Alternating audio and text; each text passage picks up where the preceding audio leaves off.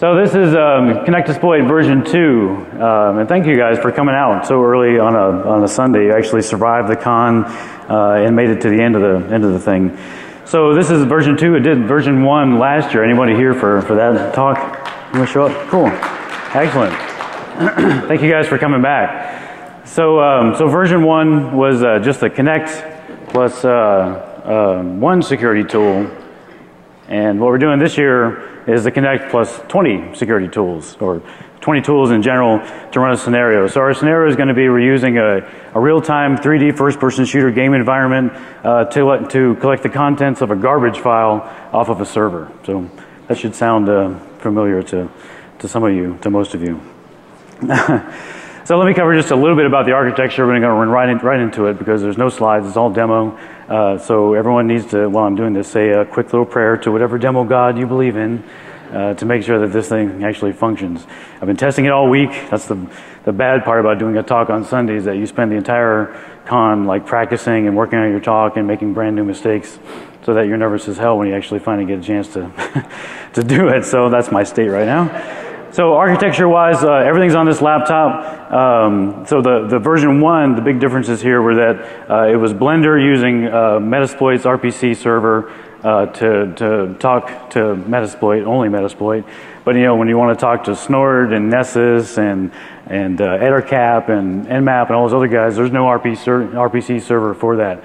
So I wrote an asynchronous multi-threaded XML RPC server that Blender is talking to, that then talks to all the external tools. And again, everything's on this laptop. There's a couple VMs that we're going to use as our victim systems, and there's one external function to go out to the internet. And you'll see that later on. So let's run right into it here. Give me just a second to get this going.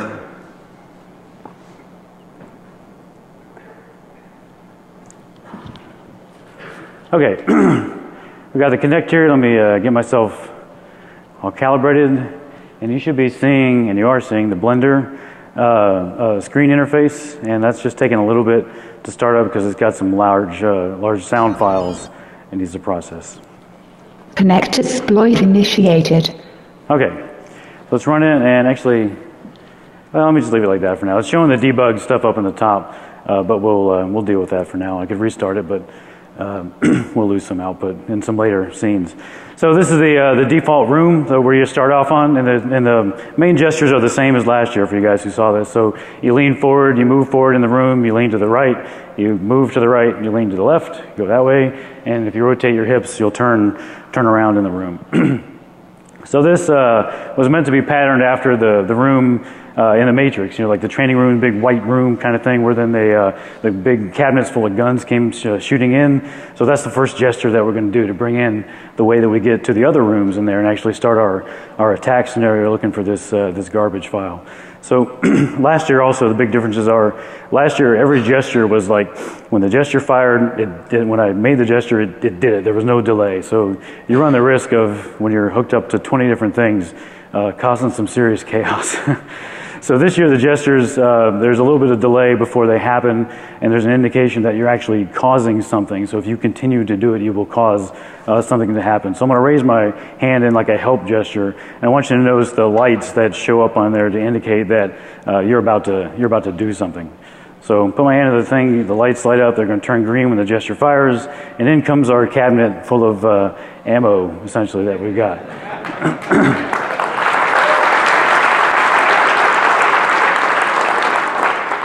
So we're going to start off our attack against this fictitious company by going into the wireless room. So you go into a room just by putting your hand into the cabinet. And now we're in the wireless room. Scanning in the wireless room is of course the first thing you do is scan for access points. So we're going to run IWList scan just by doing the scanning gesture, which is like scanning the horizon. And then we should be scanning initiated from our mind.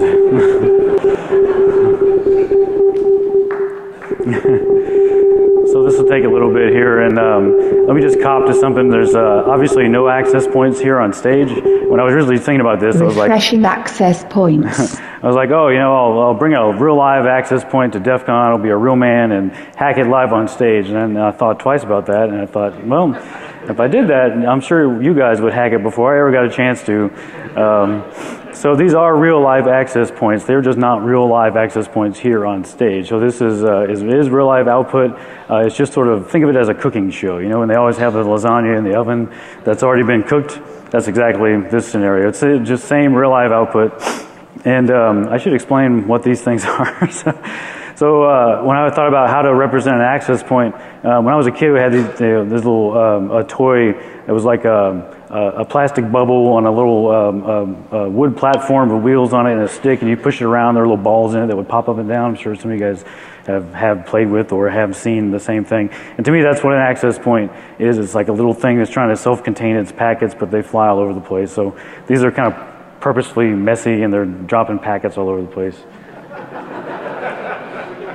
So the way you target things in KinectaSploit, of course, is with a fireball. So we're going to shoot a fireball at this Quest 1824 access point.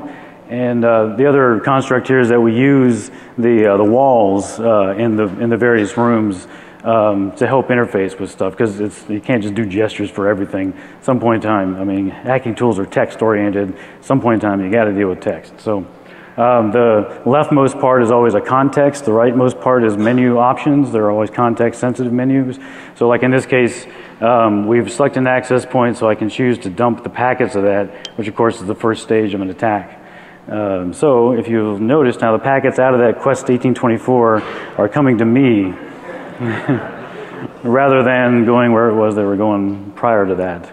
And so again, obviously we're not really pulling packets down off an access point, but we are going to reuse a PCAP file that was the result of this exact process. And so when it's done, it shows you some PCAP files that you've got to choose from, and we're going to choose this top one up here, and we're going to run error crack against it and see if we can crack the web key out of this 1824. So it knows we've chosen a PCAP file. It doesn't know which access point we want to crack, so there's no option to do it. So we're going to target it again, just shoot another fireball, and it gives us the option to crack WEP with PCAP. So that's what we're going to do. Choose that menu option.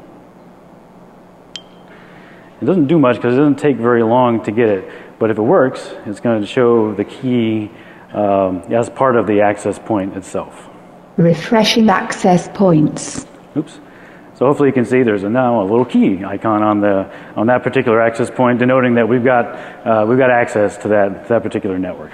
So we're done in this room. That's all we need to do for wireless hacking. That gets us access to the network that we're gonna use. And let me set something up here by. Well, first I want to see if this works. Of course, there's Twitter, because you can't be a security person without having some sort of access to Twitter. And the reason I want to go in here is that later on we're going to come back here and actually get some hashtags for KinectaSploit. So if you want to tweet something about KinectaSploit, now's the time to do it. And we'll come back later and see what you guys said or what there is to see. Gathering tweets. So this is just some tweets out of my timeline. So what this has done is grabbed 20, or is it 10? 10, I guess. Tweets just out of my timeline, and of course the way you see things, and it tried to replace the icons in real time with whoever happens to be out there. You can see the first one it missed, but let's see who that is. You shoot a fireball at them to see what they said, and it shows up on the outside of that. Whoops, I got a bug where sometimes you can go through walls. Let's see one more, and then we'll get out of here. Oh yeah, the good old Daily Show. Okay, now let's go back to the home, but we'll come back to Twitter in a little bit. So if you want to show up there, tweet something about KinectaSploit. And one more thing I wanted to show you before we kind of move on to there. There's a perch, what I'm calling a perch anyway. Perch. That gets you kind of an overview of the entire world. So this is the world of KinectaSploit version 2. You can see all the rooms at once, and you kind of lord over top of them, if you will. And so you can see that first room over there was the room we started. We got the wireless access room, we got the Twitter room, and then the reason I wanted to show you this room over here, just in the kind of the far right-hand corner, is the snort room. So snort's role in this whole thing is to kind of be our visibility monitor, right? So instead of usually snorts what the defensive guys use. In this case, the attacking guy is going to use it to let us know, are we tripping anything? Do we, is based on what we've done, are we showing up on someone's radar? And we'll go into the snort room a little later after there's some more stuff, but you can see there's kind of a rotating barrel that refreshes itself every 30 seconds. There's a barrel per category of alerts, so there's 4 alert categories in snort. We're only going to worry about the top 3, so if you see a red, really fast rotating barrel in snort, you know you've done something that's going to trip somebody's IDS signatures. So that's the idea behind that. So let's get out of the perch and back into the home. And we're going to go into Nmap and take a look at this network that we just got access to from the wireless access points. Nmap. So we list the networks to get an idea of what we can see. And so we got a couple different points here. Obviously I'm not going to attack myself. This middle one is DEFCON. I don't want to attack that. I'm going to attack 100.0, which is our victim VMs here. Oh, let me do it again. Should get the little tick sound every time you select something, just to let you know that you picked it. And again, it's kind of purposefully slow there. I mean, I'm delaying gestures on purpose just to make sure that you're not accidentally picking a menu option without meaning it. So that's why it's changing color and delaying and all that stuff. So this is running an Nmap scan against that network. Collecting Nmap data. And it didn't take long at all, because Nmap's quick, especially on a local box, which is good for us. So what this did was go out and run Nmap against that CIDR mask and pull back all the data in an XML file, parse the XML file, spit out some representations of computers, run it through GraphViz, and then made a graph for us of the trace route of that network. Obviously, it's not a very large network since we only got 3 boxes, but you get the idea, right? So you get a graphical view of the network that you're dealing with, and you get some hosts out in the room. They're scrolling their ports that are open is the construct here. So 100.1 is us, it's our scanner. 100.7 looks like a Windows box, 139, 445, and then 100.8 looks like it's doing some web services, and 2222, so it's probably a Linux box. Target acquired. So we're going to target that guy, of course, by shooting fireballs, because fireballs are fun. And the best thing I know to get a handle on those Windows boxes is by attacking with Nessus. So we're going to go into Nessus. Nessus. Nessus is a hospital room. so that's the construct here, because we're going to dig into this guy and see what secrets he's got, what he wants to give up. So if I can get over here, come on. There's 2 switches on the end of the operating table for Nessus. This one brings our victim into the room.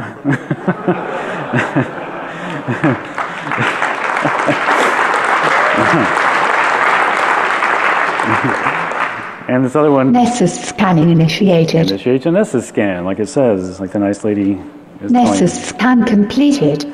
So if you've ever run Nessus, you know it doesn't complete that fast. So I will cop to another cooking show portion of this thing.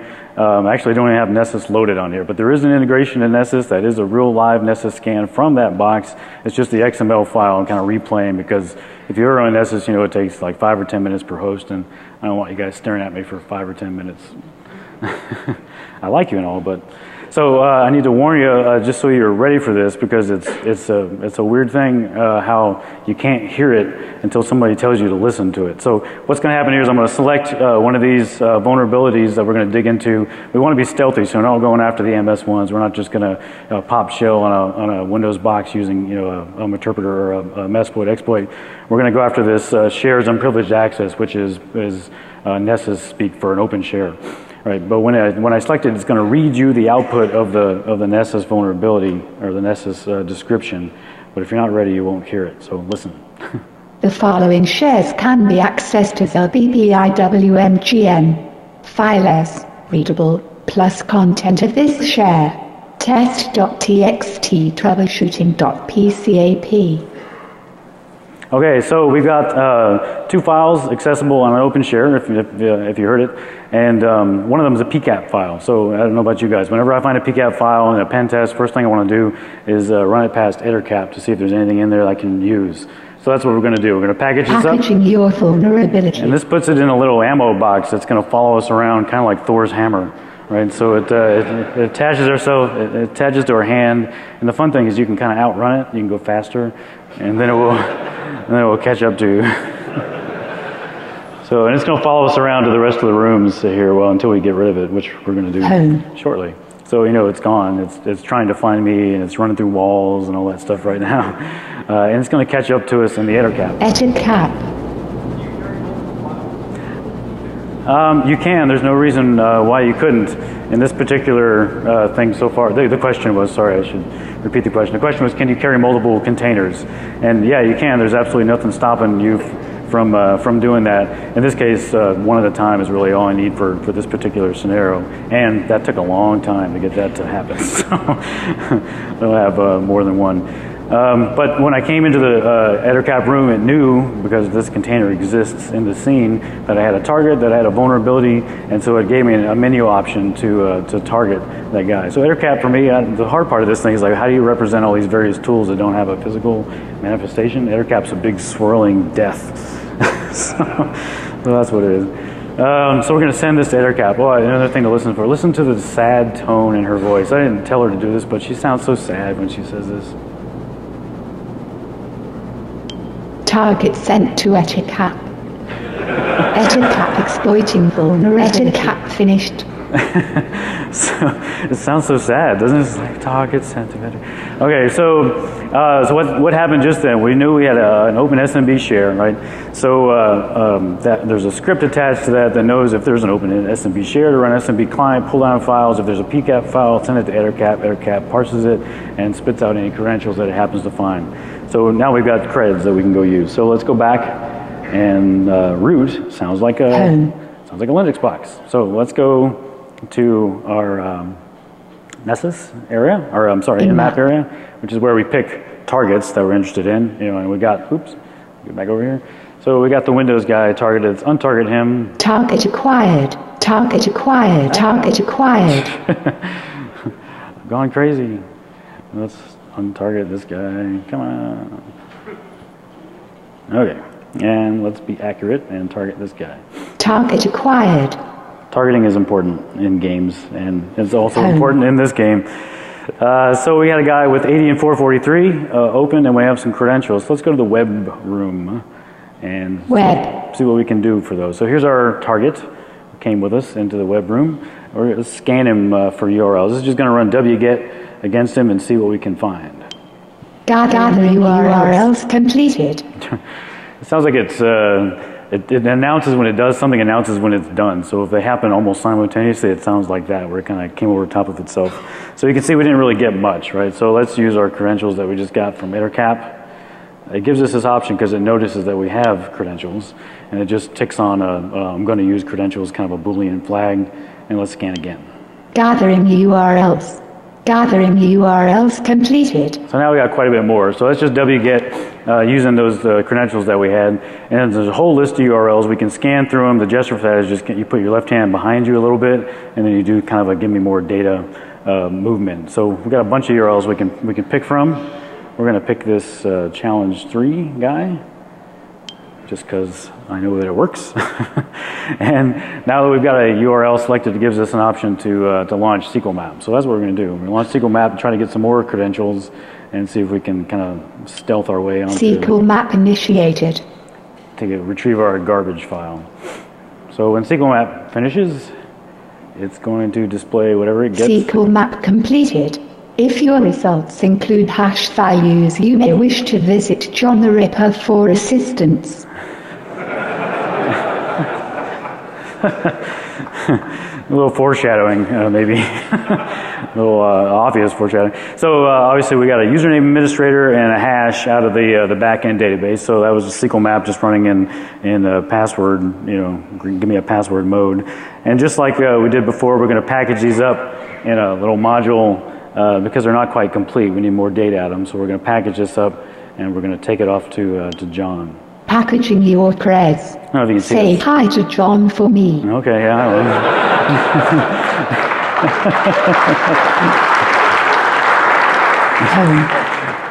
will.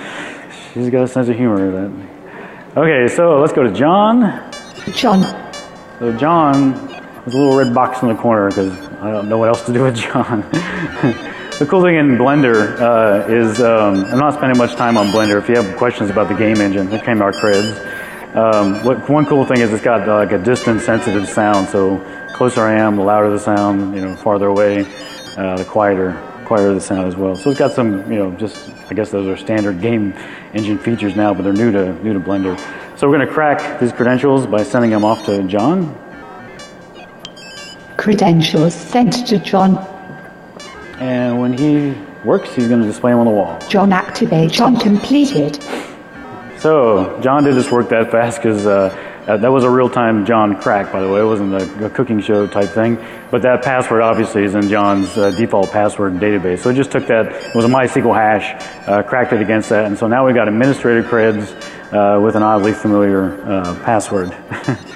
So let's select those because we're going to make use of those.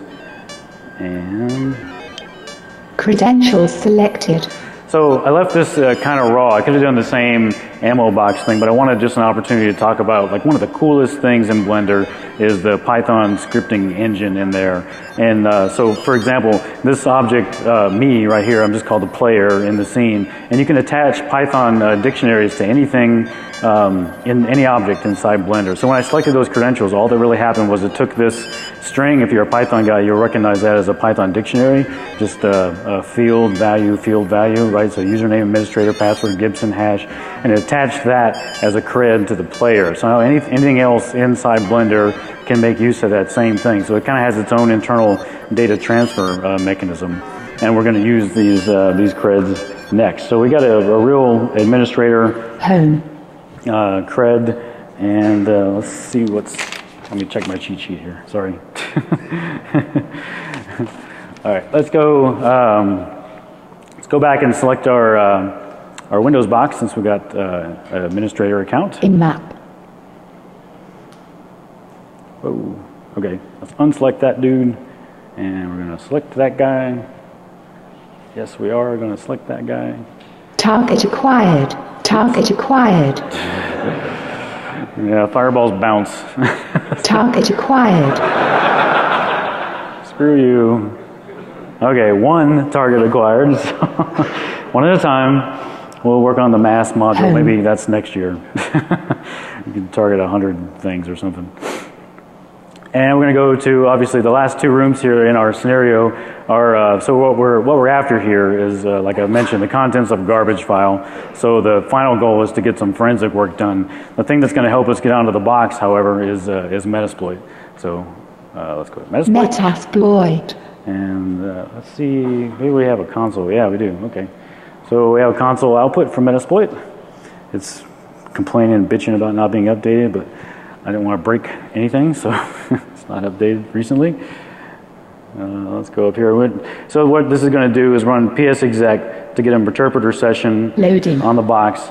And it's going to run, I don't know if you guys were here last year for Wes McGrew's talk, but he released a module that gets you a forensic interface, just an NBD server, network block device server on a box. So through an interpreter, you can then run any forensic tool that you want.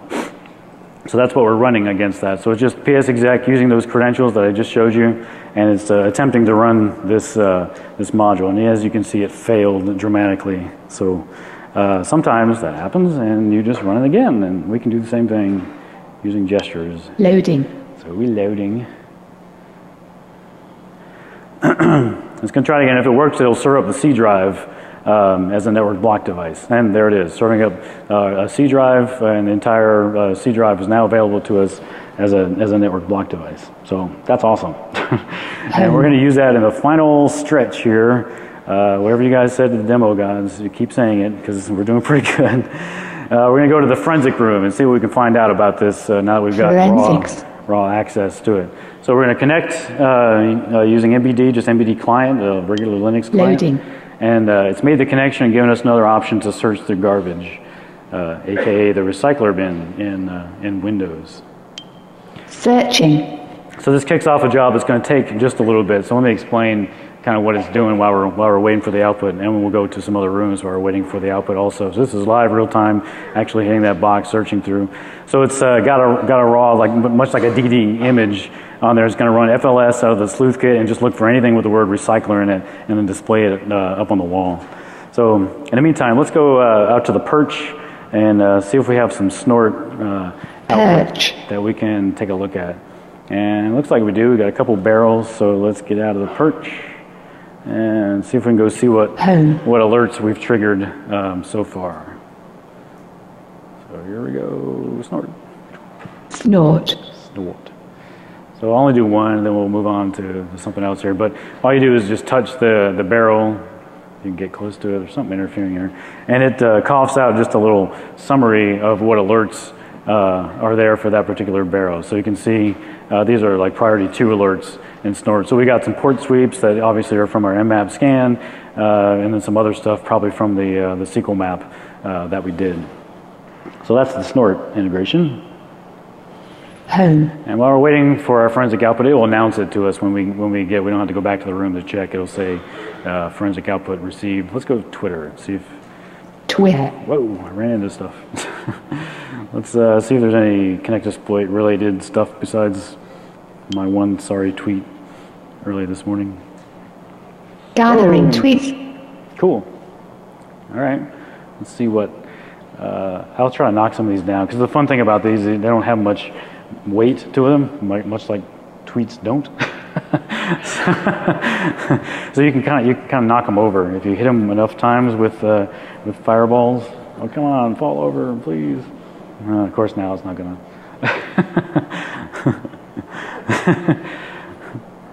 Let's see what else here. Yeah, hack the Gibson, exactly. Yep, that's what we're doing. Let's see what else we got.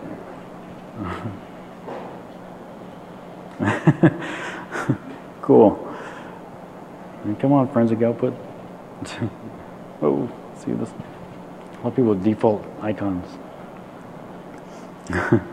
And by the way, I should have said all the code for this is going to be available up on my site. So you saw it in the initial intro there. It's just punolabs.com/defcon20, and everything that's here will be available there. You're going to give me just a little bit to clean it up, because there's a lot of bad code still left in here.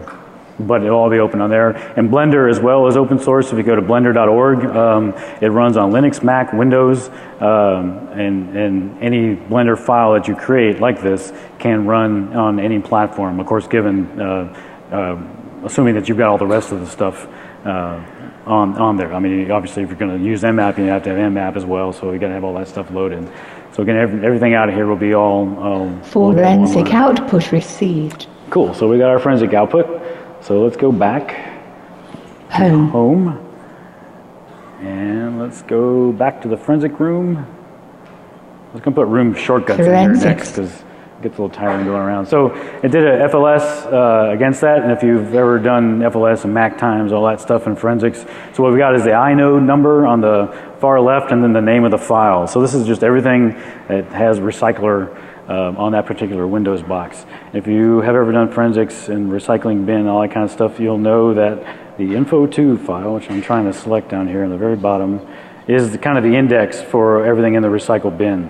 So we're going to choose that. Oh, come on.